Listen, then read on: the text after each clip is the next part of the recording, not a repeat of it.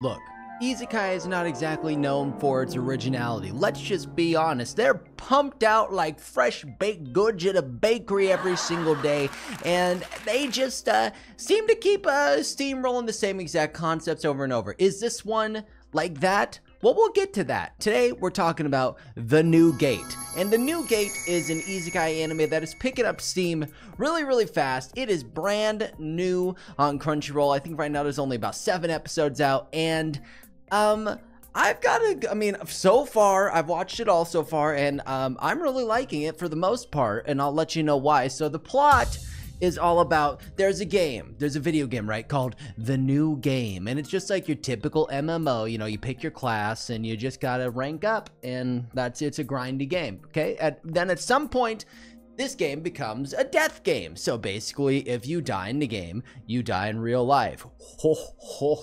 We're already working with a lot of original content, I know. And our main character, Shin, he starts kind of like leveling up as a Giga Chad, and he eventually goes and beats the final boss, thus releasing all these thousands of players from the game, except for him, which I don't know if this gets explained at some point, but he's not released. Instead, another gate opens, the New Gate, and he wakes up in a field, and 500 years have passed. Okay, so then he returns to his shop that is like a little blacksmith shop that he can like take in his pocket with him, just like I guess you can do in some MMOs.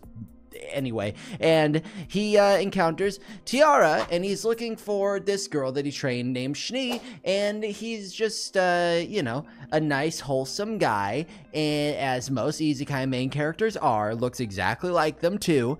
And then our plot kind of takes off from there, and he kind of has to figure out why he's been put 500 years in the future instead of being released from the game, and tries to get out to the real world. Okay, so there is our plot. It's not that crazy, it's not new, but it's executed pretty well, I'll say. I'd say like the characters are they're pretty cookie cutter in regards to like when it comes to Isekai, and I think this Isekai, if you do like kind of the cookie cutter concept with Isekai, this has it all in spades. I'm telling you, it's got the typical main character that has the heart of gold and literally like has not an evil bone in his body. It's got a girl in like with all white hair that's an elf and in a maid dress and is super hot, and then it's got another girl that's super hot that's also an elf, and they both happen to like the main character who has a heart of gold, because of course he has a heart of gold. Then there's a questionable support character who's really hot, and he's got like a six-pack, and you don't know if he's good or evil, but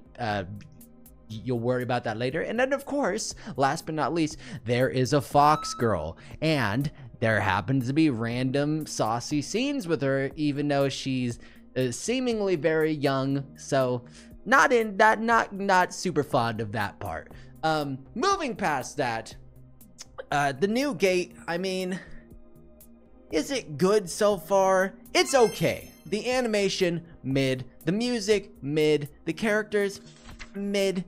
But I think the interesting concept in The New Gate that would like give you a reason to check it out when there's like literally hundreds of Isekai all the time would be that the approach of the character dynamic, because I think the dynamic between Shin and Shni is very like interesting, because Shni was kind of learning under was Shin's student, and then Shin just disappears for 500 years, and she seems to be in love with him, and he doesn't really reciprocate that yet, and it seems like, oh, this could be an interesting dynamic. But then also, wait, there's Tiara, the other elf girl, and she wants to learn to be an adventurer like Shin, and she also seems like she might take a liking to him. Oh, okay, so now we've got like a little love triangle going on.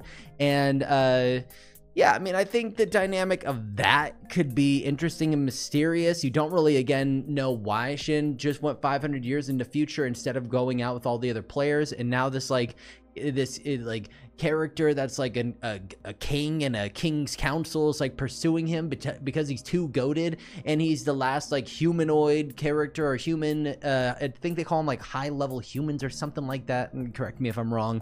And they're trying to hunt him down. I don't know if that's for good or bad. So the short answer is, I think this anime is at least worth watching for the mystery of what could be coming in the future, because I think it does have a good setup. And even though there are a lot of traditional Isekai elements, it's not necessarily a bad thing, because every Isekai kind of has Isekai, you know, traditional repeated elements. And I'll say like some of the fight scenes are good, the animation there can be okay, and the world and atmosphere is pretty cute. I'd say it's almost like kind of like a reverse Freerun with the dynamic between Schnee and Shin, whereas like, you know, Freerun and Himmel, like Himmel was really after Freerun and Freerun didn't reciprocate, whereas now Schnee's really after Jin and Shin doesn't really reciprocate. So if you really like that with maybe a lesser emotional arc, then this could be great for you. All that to be said, let me know what you think about Isekai. Are they getting dull and boring, or do you really like the repeated element and the expected elements? Let me know in the comments. If you like this video, smash that like button. And if you want to see more anime and manga videos, please be sure to subscribe and hit that bell notification. It helps me out a ton. And until next time, you little weebs, I will see you later, all right? Bye.